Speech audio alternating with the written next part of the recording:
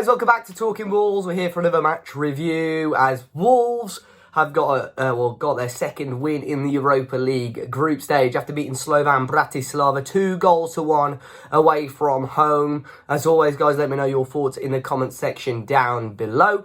And Wolves, in the end, grabbing another 3 points to take us up to 6 points, bang on halfway through the group stage. And I believe if as results stood, we will be second in the group if Braga did indeed beat Besiktas. So, starting from the beginning, of course, well, firstly, sorry that I'm a bit bunged up. I know a couple of people commented that on the preview. But Wolves starting a slightly different team. As always, the 5 at the back with 3 in the middle and 2 up front. Patricio starting in goal as he has always done.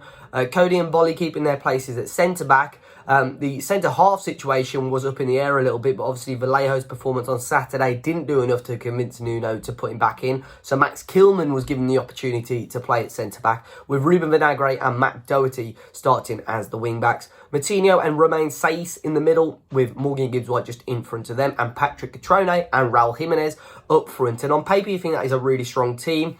And Wolves actually started okay, knocking the ball around a little bit, but it was sort of similar to the Besiktas game. I think I was a little bit more forgiving about the Besiktas game because Besiktas are a huge club. Their atmosphere is just known to be so intense. So I was a little bit more forgiving. That game was quite negative, and I think Wolves just didn't get going. It wasn't as defensive as the Besiktas game, but we didn't get going at all in this game. And obviously the first half chance for Bratislava, ball over the top, Cody one-on-one with the striker.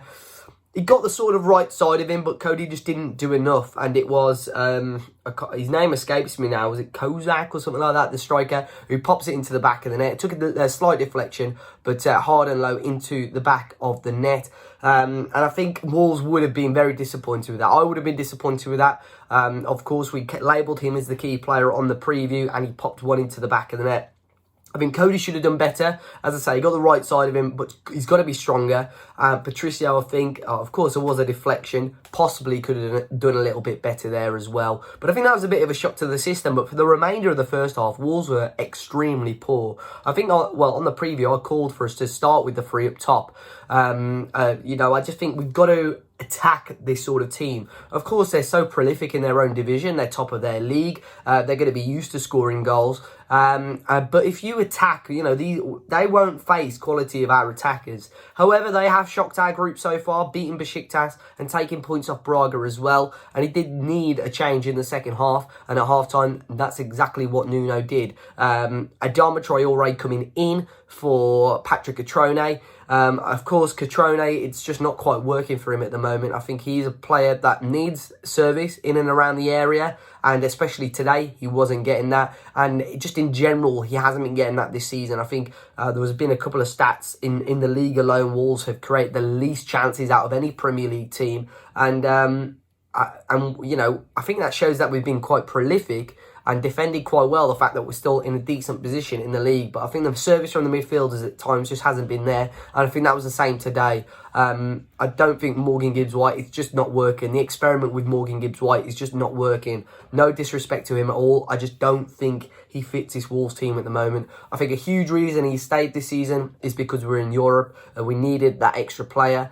But if we weren't in Europe, I would highly assume that he would have been loaned out. In the most recent fans parliament meeting, Kevin Fairwell says the club has no plans to loan him out. But I think come next season, I think he'll stay for the remainder of this season. But next season, we need to really evaluate what's happening with him. Because again, today, I think he really, really struggled.